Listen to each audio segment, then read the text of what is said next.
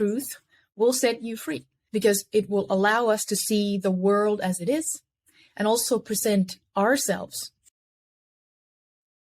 Elisabet, welcome to Ultra Habits. We are doing round 2. It's 9:00 here, Melbourne time, PM. What's happening over there in Finland? Well, it is high noon here in Finland, so it's the perfect time. Perfect time to draw. High noon, 12 o'clock. Yeah, going to spring. Drawdown. So increasing light. Yeah, you and I have lots of conversations, and whether it's on text or phone call, even our text messages become like essays. We just get like it's super, super deep very quickly, and I really love the range of where and how we go. Now, today I want to dive into your recent book, Gentle Power. I'm actually in the process of reading it and already in the depth of it. And it's such an interesting name. Like, many people would think gentle and power is like an oxymoron. But one thing I know about you, Elisabet, is you have this ability to hold varying things, and you're able to hold them well. And what might seem conflicting to others, when I unpack it with you, and when it could be different context or something else, you're always able to bring things and integrate them together. And I'm no doubt that we'll be able to kind of unpack how this process came together with gentle power. But before we kick off, I've been contemplating the word power. Why do you think that there's such a negative connotation with that word these days? I'm glad you dive right into the deep end to start, which is very you. And I really appreciate that. The book itself, one of its most important invitations or gifts, I hope, is to facilitate this self-inquiry and to examine where we might hold resistance or fear in ourselves. And power is definitely one of those topics.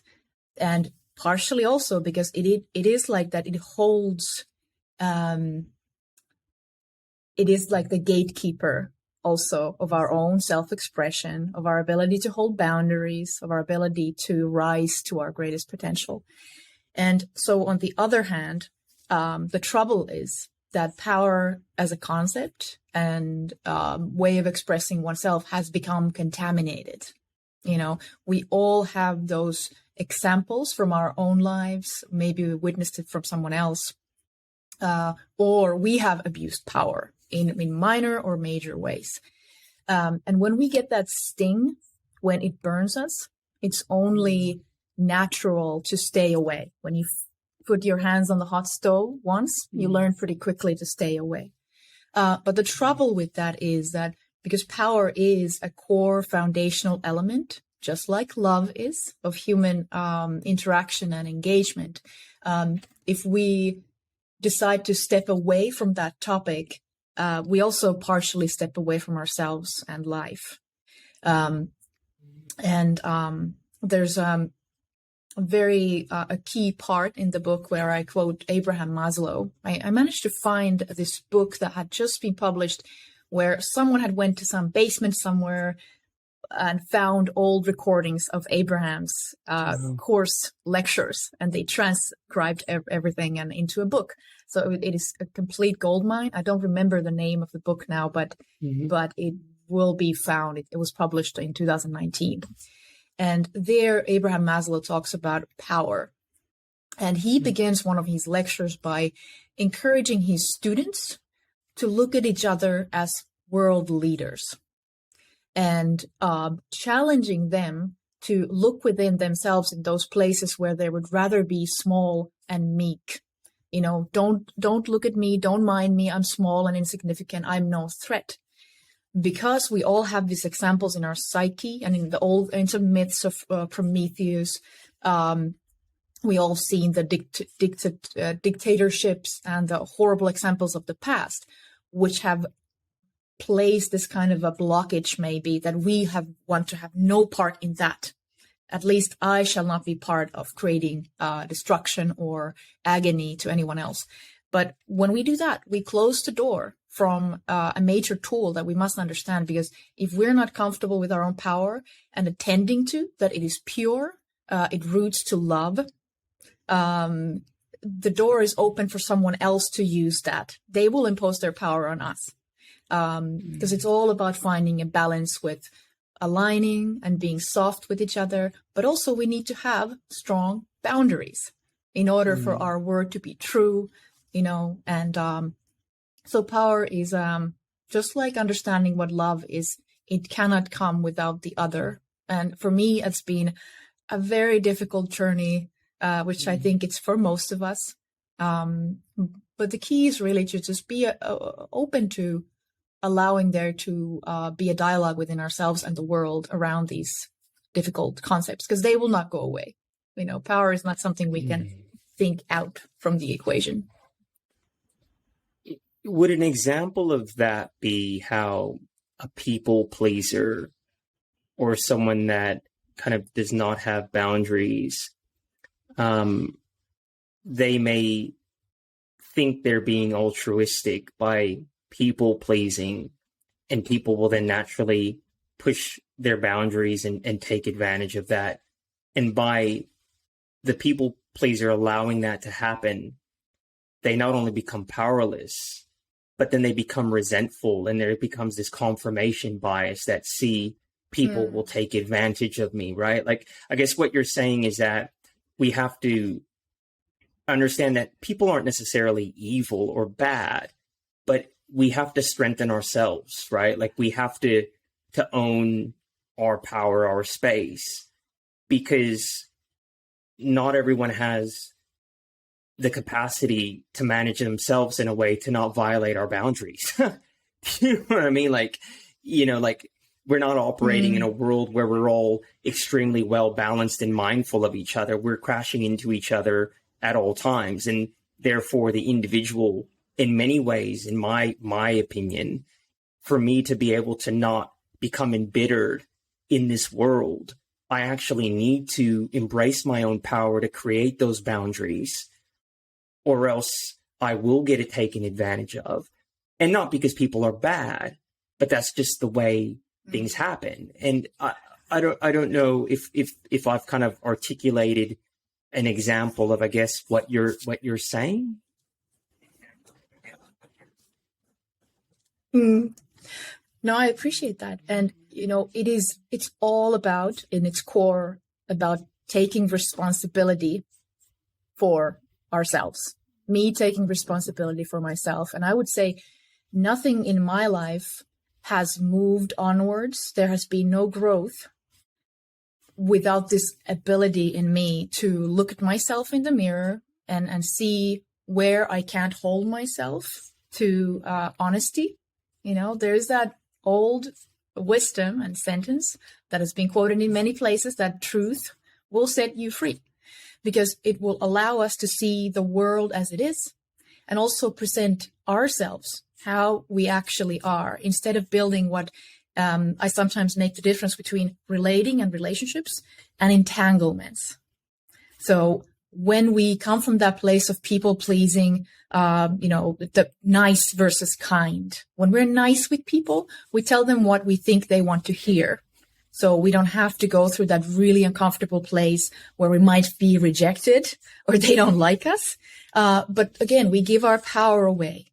And we also close the space from a really honest dialogue. And it has taken me, I'm 42 this year, and I think it's only been in the recent few years that I truly found the courage to ask the hard questions, have the hard conversations with people, and just take the risk that what if, some part of me is not accepted and liked. Well, that opens a door for me for growth, for looking into those parts that may be in my subconsciousness where I yearn and crave for that validation. But again, going that route of nice, not being kind. So nice roots to fear, and kind roots to truth. And there are very few, I don't think there's any shortcut to that. And it's simply one of the parts of maturation and becoming adult beings. So I think for our listeners, most of us are probably in that kind of age that we are getting more focused on understanding what that growth really means, and not just the surface.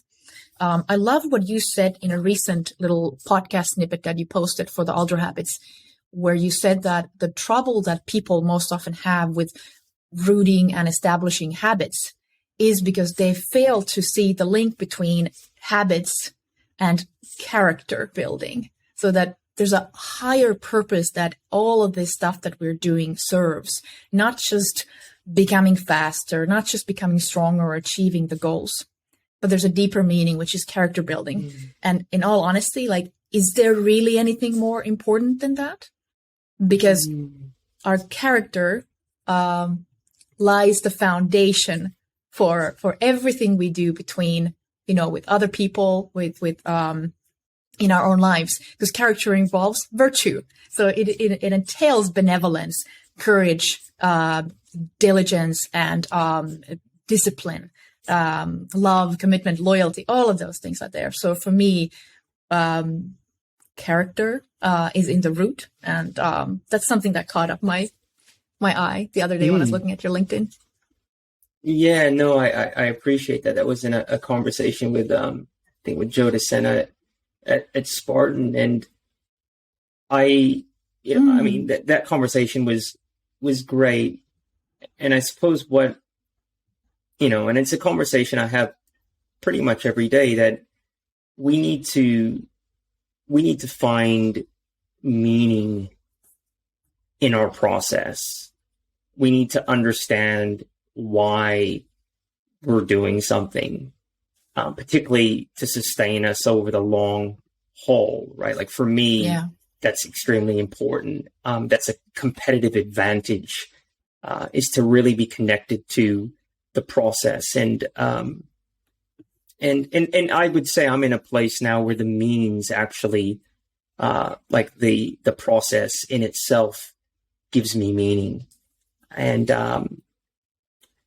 with respect to power, in your experience, how do males kind of relate to power, say, differently to women?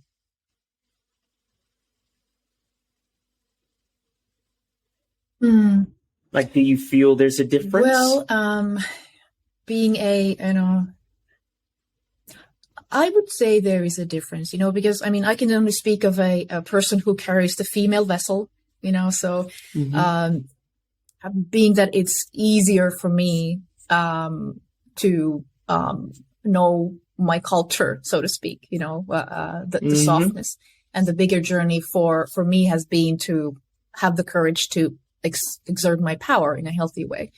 And I've seen a similar phenomena with a lot of the men. Again, hard to make broad statistical kind of statements, but based on the interviews that I've done and the men that have been in my life, it is hard because all of the lives men are taught and are raised to live in a world where they have to be tough. So it is not weaved into the culture of manhood where it hasn't been. And I think luckily the times are changing, but the simple act of showing one's emotions and having that space for the full color palette for both genders to be expressed, both men and women, in their tenderness and power. And I think one thing is very important to kind of highlight here is the flawed perception of seeing gentleness and love as weakness, because we have such a body of knowledge and so much research. And even when I just ask people experiences from their own lives of something that has really impacted them, very often the stories relate to someone with men, who was the father figure, maybe a friend or a coach or some leader who not only told them what to do or gave an inspiring thought, but there was always that underlying feeling that there was a connection, an understanding, which denotes compassion and that gentleness and softness. There's a quote from Marcus Aurelius that I love quoting, who was a war chief, an emperor. And he said that gentleness is invincible. And when it is authentic and real, because to be authentic means that we also not only engaging our brain, but we also engage our heart, which we know that we have 3 brains. We have one in the skull, we have our heart, and we also have the gut that relates to Sisu. So it is, we are less than what we could be if we are culturally or because of our upbringing only allowed that one lane or scope that's kind of meant for you. So just as women only being soft, and if we don't engage the brain and the toughness, we're off balance. So the same for men, if the toughness and the, steel meets steel is the only way, well, that doesn't allow us to function in the world, because it is not just about what we do, but true wisdom is to know when to use softness and gentleness and presence and warmth, in parenting, even leading massive organizations. We need to have the full color palette and the toolkit in our use. And that is pretty much the thing that I preach about, is to open the spectrum, and I think for men, there seems to be less chance to do so when it comes to this gentleness. But whenever I see a man go there and how just stunned they are of the power that is actually released with that. And then the results are different too, especially, when we start with our families. And same goes for women. There are a lot of women who have a hard time expressing gentleness and tenderness because we've also had to put on the warrior shield and the armor in this world. I love talking gender with you. And, I love talking gender related, masculine, feminine orientated dialogue with you, because one of the things I've always experienced in my conversations with you is your ability to hold the feminine and embrace your femininity, and at the same time kind of allow that masculine space to be masculine. And I've always felt that there's been no conflict for you in that, because you really understand and appreciate the necessity of both. And I will agree with you on the point that you made. In fact, I was having a conversation with a friend today about, about David Goggins. And, for me, it wouldn't be difficult if I was an island to just live in the hard, the cut and thrust, the swinging of the swords. Like that for me is very natural. But I couldn't be a father, right? Like I couldn't be a father with that kind of mentality of just go hard, all in, kind of this aggressive posture, particularly of a daughter. Having a daughter has been very eye-opening for me. Having this kind of physical connection to the feminine, really having this realization that this little girl who's so obsessed with dresses and is so obsessed with everything extremely girly, she's my blood and she's feels like an extension of me, and she vibes on me as well. And in many ways, the way I interact with her is how I'm teaching her to interact with men. And I'm very conscious about this. Like I'm very conscious about how I operate with my son as well. but particularly with my daughter. And if I wasn't able to kind of embrace the softer sides and the softer elements, I wouldn't be able to effectively parent or husband, being a full-time savage. Yeah. Do you know what I mean? Like, that just wouldn't work.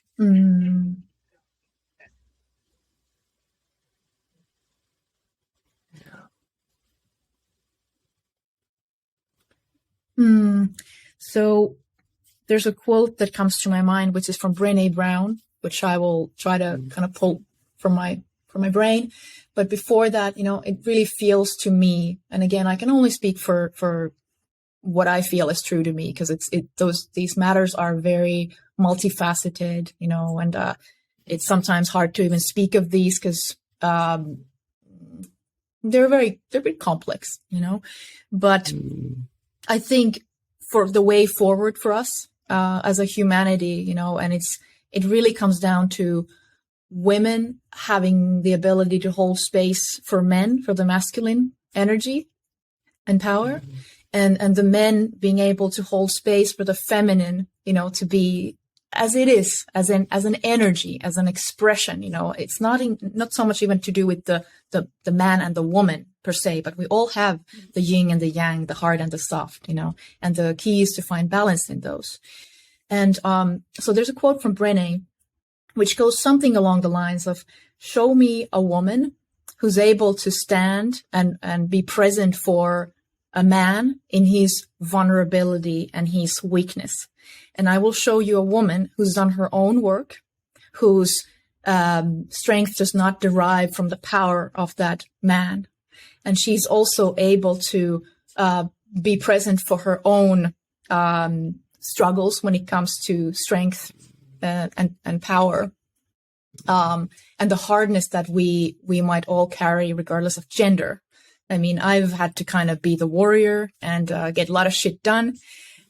So for a long time, it was hard for me to be truly in my heart comfortable to see a partner fall apart a little bit, because in my psyche, it triggered a threat that I am not safe.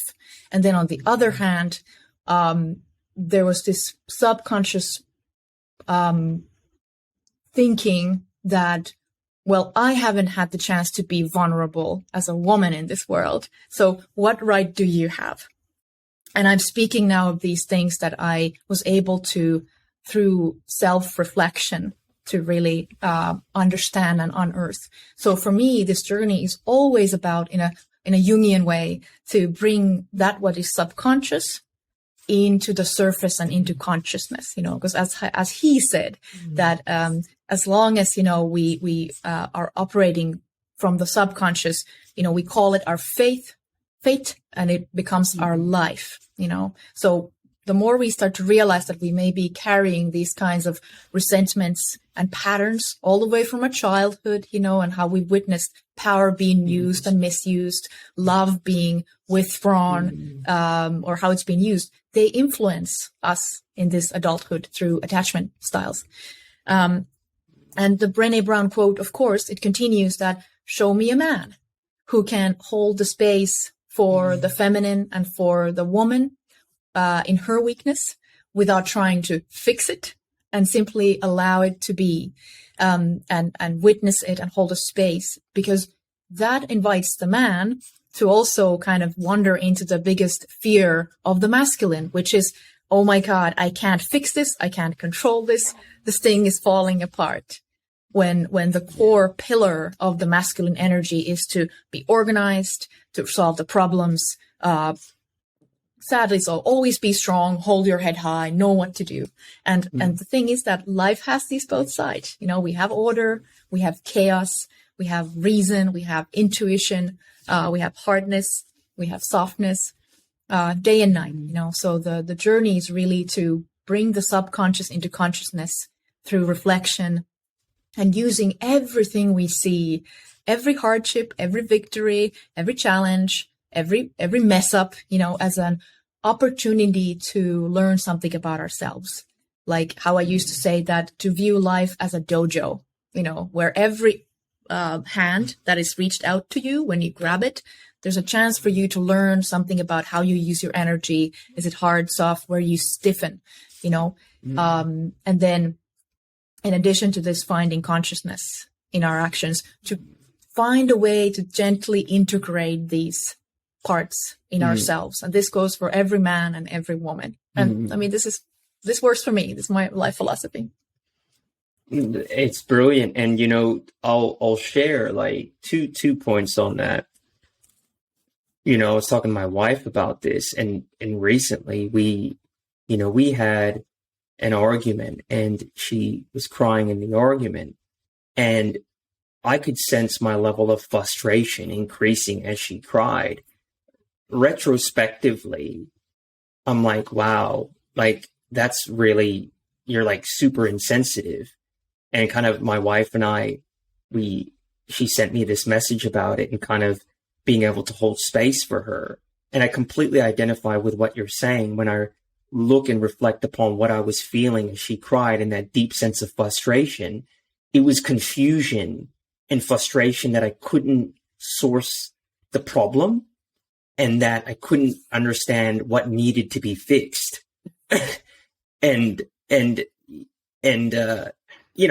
consider myself to be somebody that has done quite a lot of work, but in the throes of that level of intimacy and complexity with, you know, feelings coming up and things that you don't have a handle on, it's easy to get lost. And I quite agree with that. Like in that sense, like the ability for me to just have been there and to realize I didn't have to fix anything and to allow her to have and be who she needed to be in that moment without me feeling uncomfortable with her level of vulnerability, partly because I didn't know what the fuck to do. I didn't know what to do.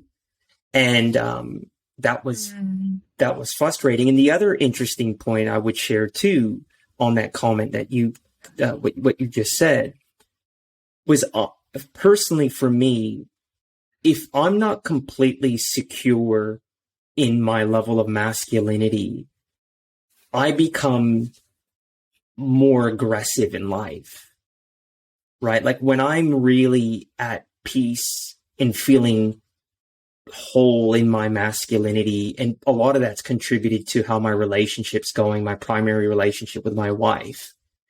When I'm feeling really heard and settled and comfortable within my masculinity, it actually enables me to then drop to deeper levels of vulnerability and exhibit more levels of gentleness. And when I'm not comfortable or I feel my masculinity is threatened, I become aggressive generally. And so, you know, I really relate to what you've just said, but, you know, I'm just relating it to my experience and whether or not anyone in the audience would relate to that. It's hard. It's difficult stuff.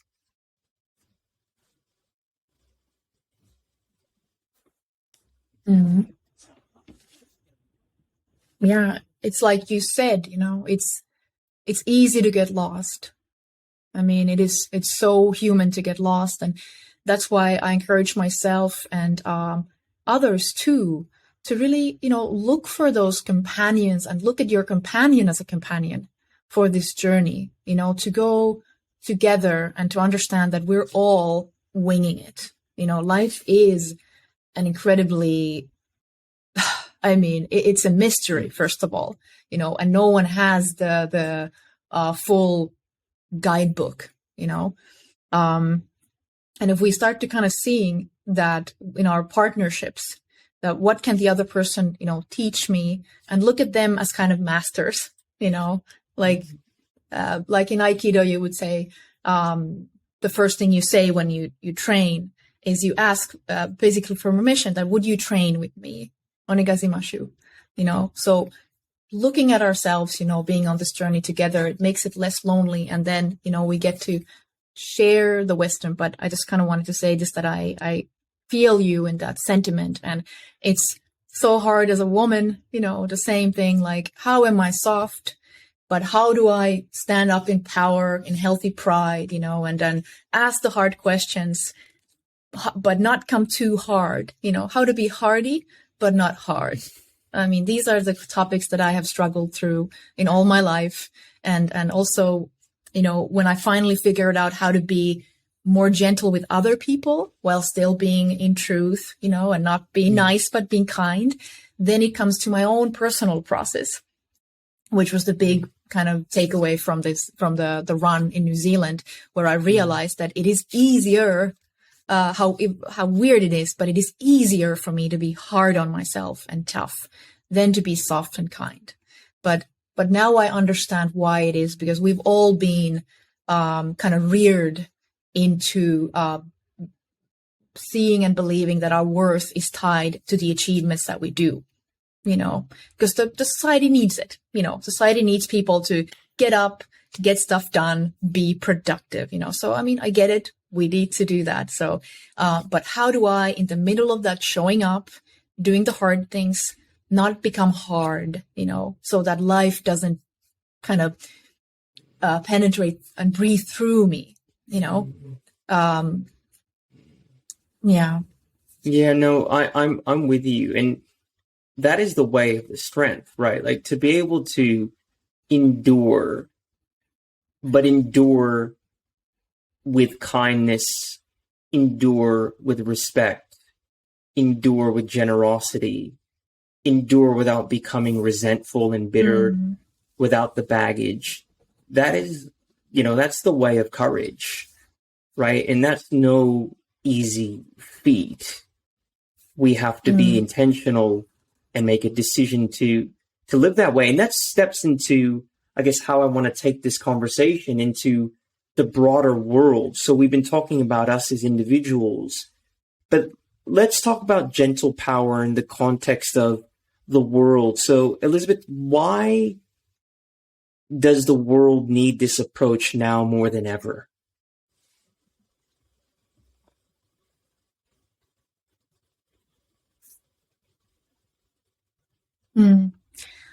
So something that came to my mind, which is, so what gentle power is, why I use that word. So it derives from this research that I did for the last 10 years on a concept that is from my native culture, Finland, which is called Sisu.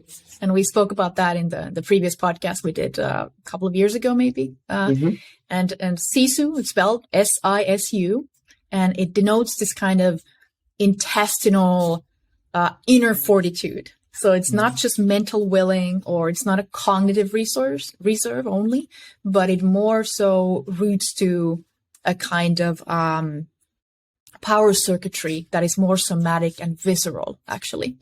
And so what I call gentle power is Sisu in its higher octave or octane version, when we use Sisu as a constructive quality. So kind of going back to what you just said there earlier, the idea that it is not enough to only, use Sisu at all cost. Kind of when I was in New Zealand, if I would have pushed through to a point that I accomplished a run across the length of New Zealand at all cost, so the cost to my own growth, maybe physically, I damaged myself, that there's some permanent injury. And the task that I did was, on day 12, after I had been running 12 days consecutively, and I was facing major hurdles and struggles, I projected myself at day 50 to look back that, can I say that I honored myself and I honored others as I went? What is the story that I really want to get out of this? That I accomplished, that I did what I said I would do, which is very noble. It's beautiful. We need those stories, and we need to be men and women who we do what we promise.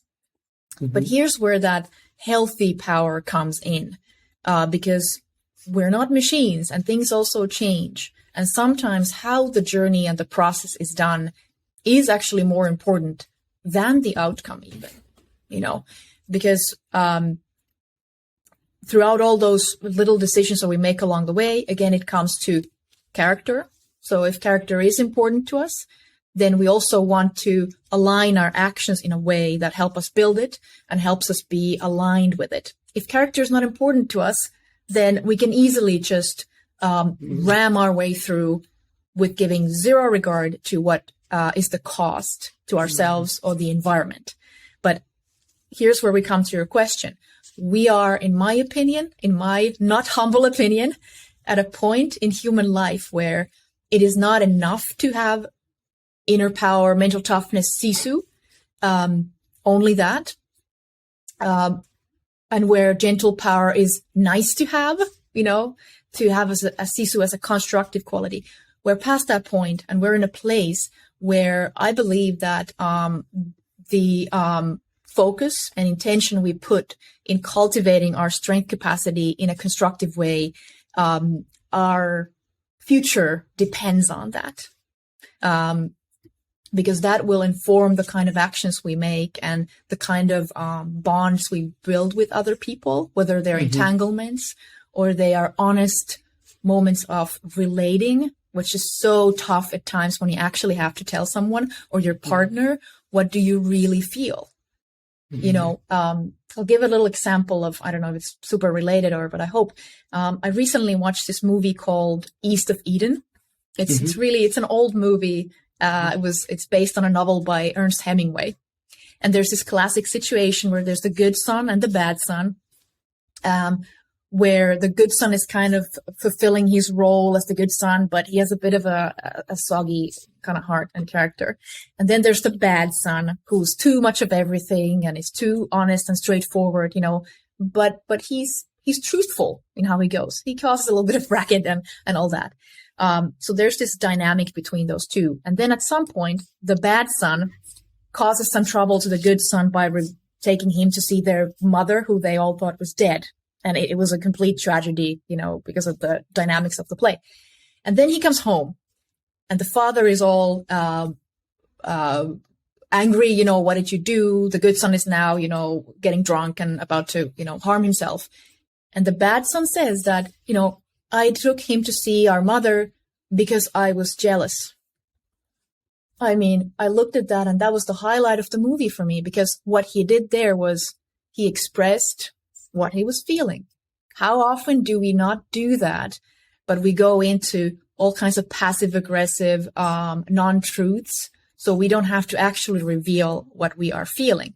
But immediately when we say what we feel, let's say I'm angry because I feel you didn't notice me when I came home, and I would really love you to do that because you're my partner and our connection depends on us to kind of work together instead of then being angry at the other person, So digressing a little bit, but these are related themes, because it's every time when we choose not to go into that hard shell and use the hard Sisu or the hard expression, but be tough while we keep our heart open. I haven't seen bigger magic on this planet and in my own life than when I've had the courage to be who I am and look at myself in the mirror and seriously do the work, improve my character while also being honest to what I see around me and kind of invoke that from other people too, to the extent that it's my right to do so, because we're all ultimately the experts of our own experience. So got to be thoughtful with that too. Why do you think that we, particularly in a relationship where we're in with someone or, there's a supposed to be a domain of trust, why do you think people withhold their truth?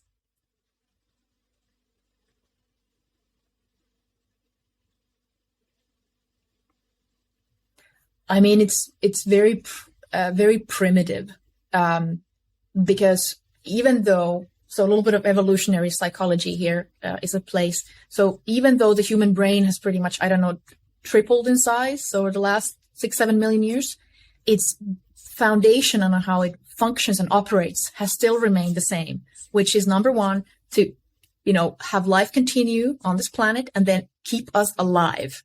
So it has calibrated itself to that. And that same operating system, it dictates the functioning of our nervous system still to this date. So that's why even, when something thought with reason wouldn't seem like it's a threat, to our nervous system and that lizard brain of ours. It is, because our brain is programmed to scan for threats around us instead of looking for what's beautiful and what's lovely.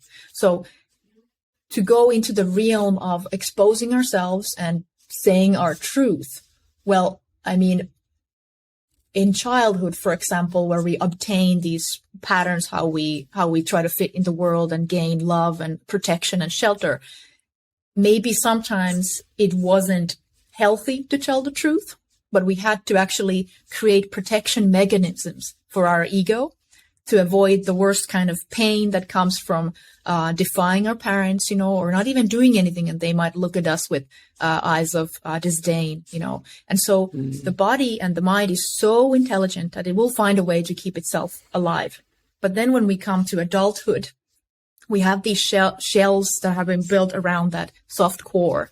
And when we kind of are in the same situation where the situation requirement is to tell the truth, it triggers that evolutionary old part of our brain, which interprets it as literally almost like, or figuratively, a matter of life and death, even though it isn't.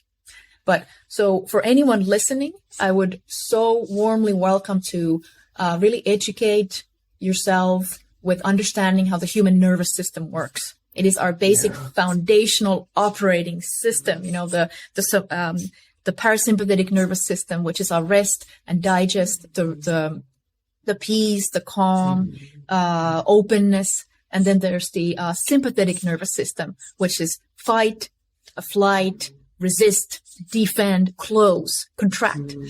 And those things aren't under our conscious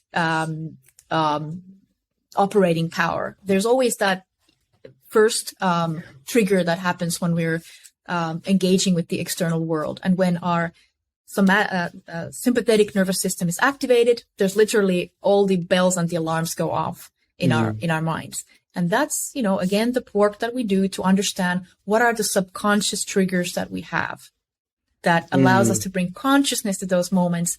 And instead of just kind of reacting, we can act. We can pause just enough to maybe take a deep breath. It's not a joke. Count to 10 when you get angry, because that gives enough time for us to kind of see what is happening and choose the action. And also when you count to 10, you are engaging with your breath. And the breath is connected to the heart, which then gives the message to the body and to the nervous system whether we should be afraid or not. When we lower the heart rate, we also activate the parasympathetic nervous system. And so it's constantly this dance between this contraction, expansion, and becoming aware of why we do the things that we do. Yeah. No, that's brilliant. Actually, several months ago, but more recently, I got into, understanding more about things like polyvagal theory and Stephen Porges, Deb Dana, and a friend of mine who I had on the podcast, the Accenture executive at Accenture. He got me into that work, and more recently, with compounded stress, a lot of change in the family dynamic with us moving and just lots going on.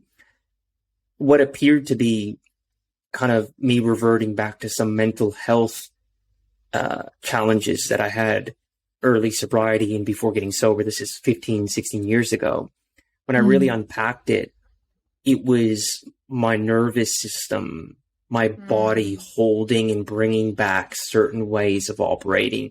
I think a lot of the times we think that the thoughts are driving the body. But for me, I think what happened was I moved back into a state of fight and flight. And then the narratives were being created as a result of what my body was feeling. Does that make sense? And that then appeared to be kind of psychological issues. But, and it's good to get a hold on it and to get a real good grasp and to realize that, for so many years I hadn't been breathing correctly. And for so many years, I had been in one massive panic attack. People were like, God, you get so much done during the day. No, I'm just flying through the day on one massive panic attack. You know what I mean? Like all that work had to be done. And I resonate, and I do agree. I think getting into that work is kind of that next level to really understand what the body is holding, what memories the body is holding. I will ask you, in terms of gentle power in this way of kind of evolving Sisu from the way we spoke before to kind of what seems to be the next iteration, how would that look for organizations? Like, what would that look like within an organization? How would that look if an organization was kind of operating with this ethos of gentle power? Not only an organization, but a political, the political sectors. Like, what would that look like? Well, I mean, you're asking a question now that's kind of being a stumbling block for us as a humanity for forever. We often have these beautiful ideas how to create societies or groups, and we come with a lot of like idealistic wishes and hopes. So I really commend us as humans, that we keep believing we can fix it. But if the parties who are operating within that system, if they kind of projected outside that, hey, here's a practice or a paradigm that we will hold to high regard, as in like on paper. So we project it somewhere out there. We don't really do the hard labor and effort of practicing that in our own daily lives, day in, day out. I mean, the thing with Sisu and gentle power is that there is no shortcut. That's the thing. I mean, at some point I went through a process myself where I went too much into softness, and just kind of hoping a little bit that things would just kind of happen, it would just manifest itself, and all that. But coming back to this beautiful kind of reality is that it all requires our active effort and taking the action day in, day out. And I often use this word from boxing because I have close people in my life who do that very passionately. And it's just like no one goes into the ring without having practiced those moves like thousands of or tens of thousands of times, simulating every single corner and angle and thing that can happen. So to build those dynamics and those political systems, even organizational cultures, it first and foremost takes the commitment from the people who are on top, who need to lead by example. And the beauty is that we as humans, we're hardwired so that we do learn fastest through witnessing other people's behavior. I mean, that's what we do as children. We're constantly adjusting and trying to kind of find the best way to be. And I'm blanking out now the name of the researcher at Stanford in the 60s, who is the founder of the social learning theory, but he was an emeritus professor at Stanford.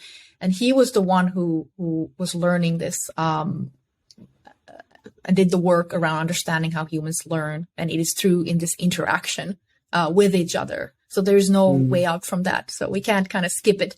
And that's why, I remember when I was at the University of Pennsylvania doing this applied positive psychology master's under Martin Seligman. And it was in this time of major transition in my own life, where all this work on Sisu and gentle power came from a personal tragedy that I had to navigate. And the question for me was, how do humans overcome extreme adversity? How did I overcome and how am I surviving? And one of the assignments there in one of the courses was to create our own mission statement, to simplify, condense, maximum of 10 words. And it has to entail the most core of what you are here to do and how to operate. And I remember that for me, because I just happened to see it recently, it was to lead by example and add value to the world. And I think that's 9 or 10 words. And it kind of, I saw it the other day or a while ago, and I was thinking that maybe should I upgrade that somehow? But it still holds true, because there's that I need to take responsibility for myself and bring that, then share it. Like my dad says beautifully that if you are the smartest person in the room, share it. Instead of like you're in the wrong room, So I like that. And it's a little different diamonds spin. from along the road. Yeah, because it's more about giving than taking, right? Yeah, that's right. The other perspective is if you're the smartest in the room, you're in the wrong room, right? Because you should be consuming, whereas your dad's perspective is, well, maybe you shouldn't leave the room, maybe you should share. Yeah, and to that breath, I do want to say that to do the very vulnerable and tender act of surrendering to the act of service and giving, it is a vulnerable place to be. Yeah. And that's why we also need to, or I have needed to go through the journey of finding my own power and my self-worth, self-respect, knowing to say no, and there doesn't need to be a huge fuss about it, not going emotional, but to simply expressing, that, this is a no or not yet. And I used to have so much guilt over things like that, but it is not fair for myself and it's not fair for the other person.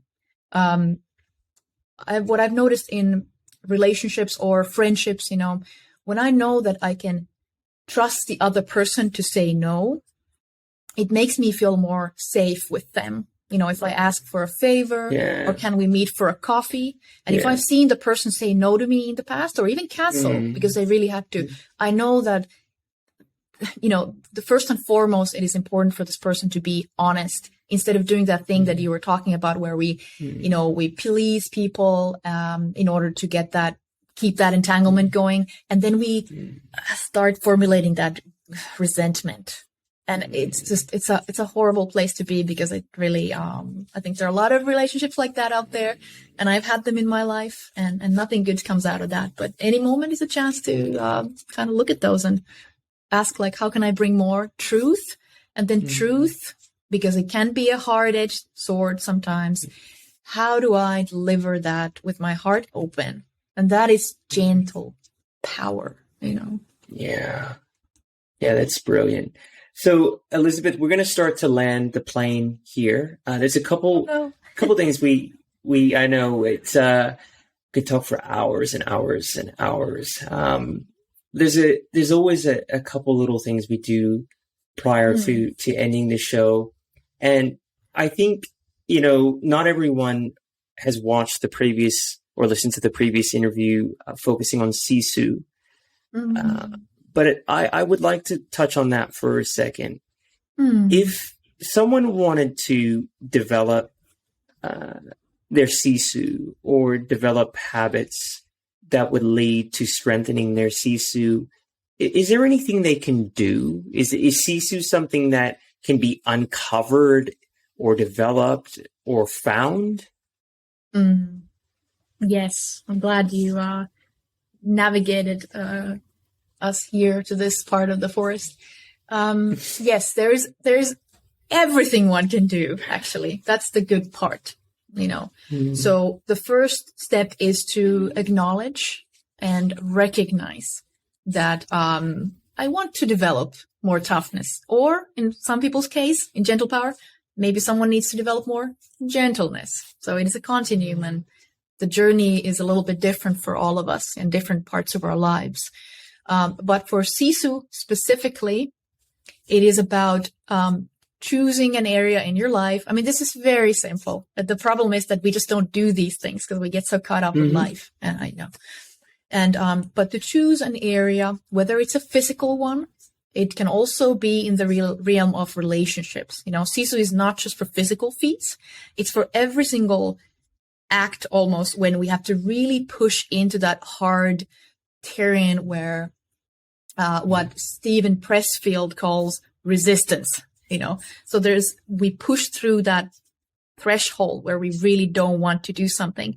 And the beauty of it is, even though these things necessarily don't directly take you to the place of Sisu, because Sisu means the will to not give up, to not die, to be indestructible, So it's not directly about that.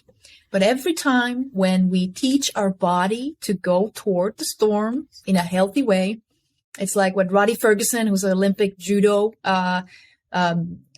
practitioner, says, that get constructively uncomfortable. So the requirement to develop that kind of spear of life force, as I call it, is to get constructively uncomfortable, choose an action that's not dangerous, but is challenging. So the action is in our end. We get to do this, we get to choose how we do it. And when we do it, the point is to, do it and choose. So there is a phenomena called transference. So I'll give an example. When I was training for New Zealand for the run, and I was in Finland at some point, and had to go for a morning run, and it was gloomy and it was rainy and it was 5 a.m. and it was dark and there was slush everywhere. It was really not a place to be. My bed was the place to be. But the fact that I opened that door, and not that I was like struggling for my life and using Sisu, necessarily to do that, but it teaches my body to be okay with the uncomfortable situations, that there's no need to get alarmed. It is really not that bad. And there's so much more strength to me than I keep remembering. So it's a way to kind of, through micro movements, program our brain. Our brain is plastic, neuroplasticity, to program those habits and those behavioral models so that when a really challenging situation comes our way, it doesn't meet us unprepared, but it's kind of that boxer going into the ring who has practiced. So you have this toolkit where you can take from. And even to this date, New Zealand happened in 2018. After that, I went to China to learn some martial arts, which was also part of the PhD on Sisu. I still draw strength from those experiences because I saw how I sometimes fell apart and was a little baby, but there were times when I stood up and I was able to dig into that warrior and into that Sisu in me. So those experiences can empower us from years later. So it does matter what we do in this moment. It doesn't pass by, it's not fleeting, but they become the building blocks upon which we build ourselves and then meet the future, whether it's easy or whether it's at times tough. Excellent. Well said. And so, Elisabet, if people want to learn more about Sisu, or particularly your new book, where can they go to get more information? So my website, Sisu Lab, so SISU, sisulab.com. It has all the possible trinkets and links. And for the book in Australia, my wish is that it would get so much good publicity there that it would get in the bookstores in Australia, hopefully soon. So I don't know how to get the physical book there right now. Maybe there's some way, but it's also available as an audiobook that I read myself. And there's also the ebook as well available. So excellent. Gentle power. Well, thank you so much. Really appreciate having you on the show. Thank you so much for your time. I always love talking to you. Thank you so much, RJ. A lot of respect for you, and I'm so glad I got to be a guest for the second time. Thank you.